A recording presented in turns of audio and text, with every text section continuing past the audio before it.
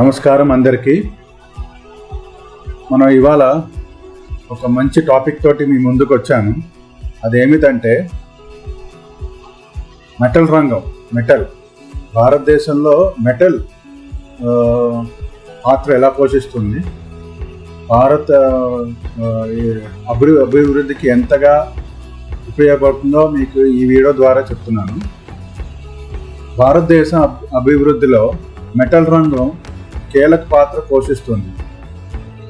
మనం నివసించే ఇల్లు, ప్రయాణించే రైలు, నడిపే కారు, ఉపయోగించే విద్యుత్, సోలార్ ప్లాంట్లు, విండ్ టర్బైన్లు, డిఫెన్స్ పరికరాలు, డేటా సెంటర్లు, ఇవన్నీ స్టీల్, అల్యూమినియం, కాపర్, జింక్ వంటి లోహాలపై ఆధారపడి ఉన్నాయి. ఇప్పుడు ఏదైతే మీకు ఇవన్నీ చెప్పానో మెటల్స్, ఇవన్నీ మీకు చెప్పిన ఇండస్ట్రీలో చాలా ఉపయోగంలో ఉన్నాయి. సోలార్ అంటేనేవి, విండ్ టర్బైన్స్లో, డిఫెన్స్ రంగంలో, డేటా సెంటర్లు. ఇప్పుడు మనకి వైజాగ్లో గూగుల్ సెంటరు, డేటా సెంటరు, తర్వాత ఏమో రిలయన్స్ డేటా సెంటరు, ఇవన్నీ వస్తున్నాయి. వీటన్నిటికీ కాపర్ కేబుల్స్ వేయడానికి కాపర్ చాలా అవసరం.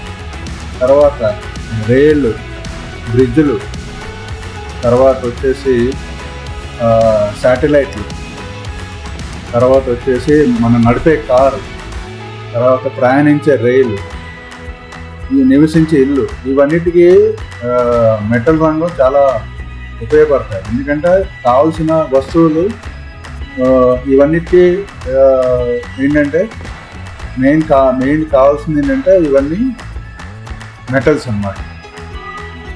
2020 కోవిడ్ సమయంలో నిఫ్టీ మెటల్ ఇండెక్స్, మనం చార్ట్లోకి వద్దాం. ఏంటంటే చార్ట్ ఏంటంటే ఇది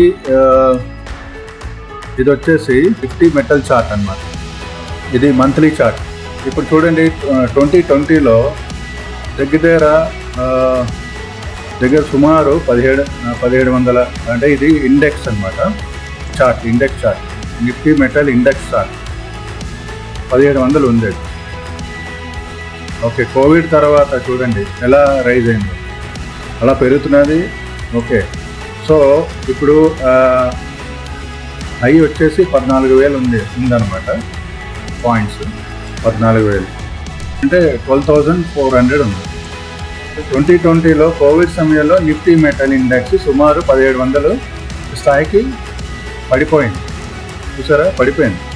యాక్చువల్గా అది అరౌండ్ 2018లో దగ్గర 4,000 నుంచి 1700కి వచ్చేసింది. తర్వాత అక్కడి నుంచి బాగా రైజ్ అయింది కోవిడ్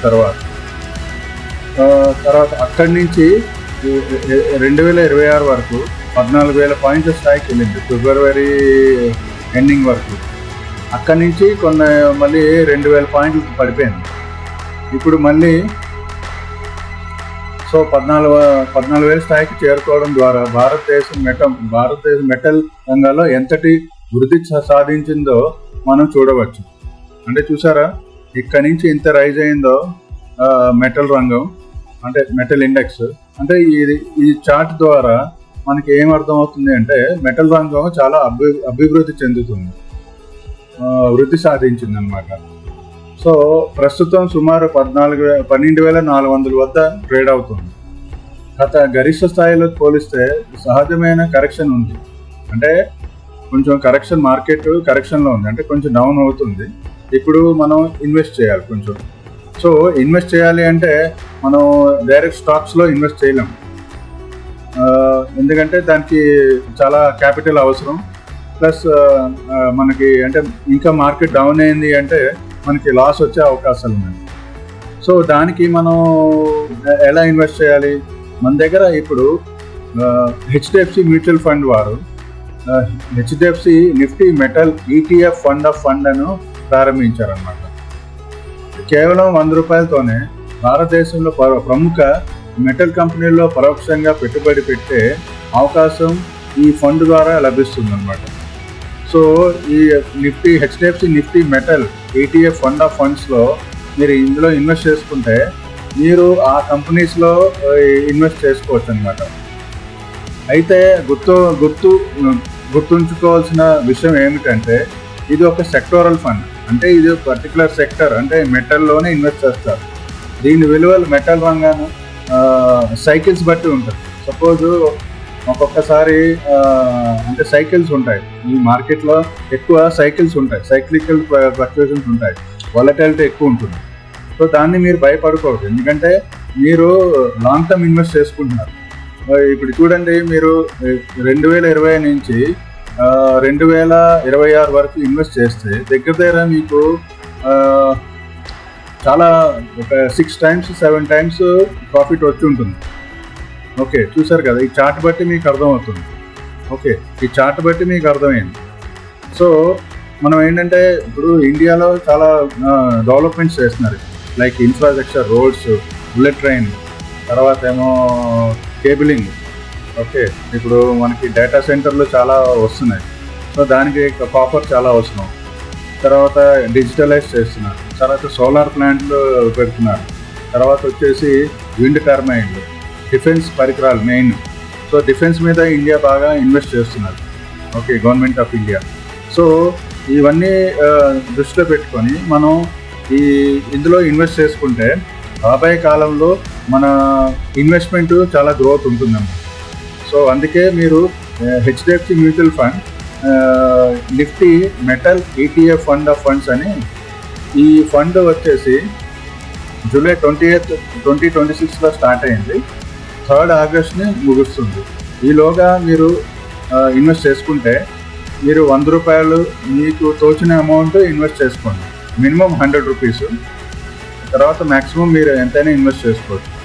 కానీ ఈ సెక్టోరల్ ఫండ్స్ కాబట్టి మీరు మీ దగ్గర ఒక 1,00,000 రూపాయలు ఉందంటే మీరు అన్నీ ఒకే దాంట్లో పెట్టకుండా ఫస్ట్ ఒక 5,000 పెట్టండి, తర్వాత 10,000 పెట్టండి, తర్వాత ఏమో ఇంకో ఫండ్స్లో ఒక 5,000 పెట్టండి. ఫస్ట్ అంటే మార్కెట్ కరెక్షన్ అయినప్పుడు ఇన్వెస్ట్ చేస్తూ ఉండాలి. సో ఇప్పుడు ఆల్రెడీ కరెక్షన్లో ఉంది నిఫ్టీ మెటల్. ఓకే, సో మీరు ఇప్పుడు ఇన్వెస్ట్ చేసుకుంటే మీకు రాబోయే కాలంలో బాగా గ్రోత్ ఉంటుంది కాబట్టి మీరు మంచి ప్రాఫిట్స్ వస్తాయి, ప్లస్ మీ తాలూకా ఏదైతే ఇన్వెస్ట్మెంట్ ఉందో మంచి గ్రోత్ వస్తుంది. తర్వాత వచ్చేసి మేజర్ స్టాక్స్ ఏంటంటే టాటా స్టీల్, తర్వాత JSW steel, Hindalco, Jindal, national aluminium company, Hindalco,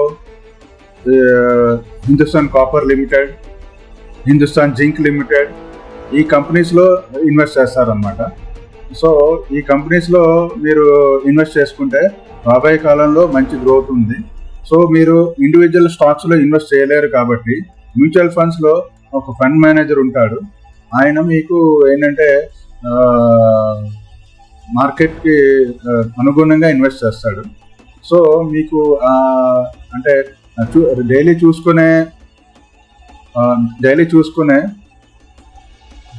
చూసుకోవక్కర్లేదన్నమాట. So మీరు ఇందులో ఇన్వెస్ట్ చేసుకుంటే మంచి గ్రోత్ వస్తుందని ఆశిస్తున్నాను. మీకు ఏమైనా డౌట్స్ ఉంటే నాకు కాల్ చేయండి, వాట్సాప్ చేయండి. మీరు హెచ్డిఎఫ్సి దాంట్లో ఇన్వెస్ట్ చేయండి. హెచ్డిఎఫ్సి చాలా పెద్ద కంపెనీ, బ్యాంకు, మీకు తెలుసు. సో ఇందులో ఇన్వెస్ట్ చేసుకుంటే మీకు రాబోయే కాలంలో మంచి ప్రాఫిట్స్ వస్తాయి. Thanks for watching this video. ఇది విశ్లేషణ జస్ట్ మీకు అంటే ఇందులో ఇన్వెస్ట్ జస్ట్ మీకు ఎడ్యుకేషన్ పర్పసే. I'm not guaranteeing any profit, but ఏంటంటే ఇది మెటల్స్ గ్రోత్ ఉంది కాబట్టి మీకు చెప్తున్నాను. సో అందుకే వీడియో ద్వారా మీకు షేర్ చేయాలని అనిపించింది, చేస్తున్నాను. Thank you. Have a nice day.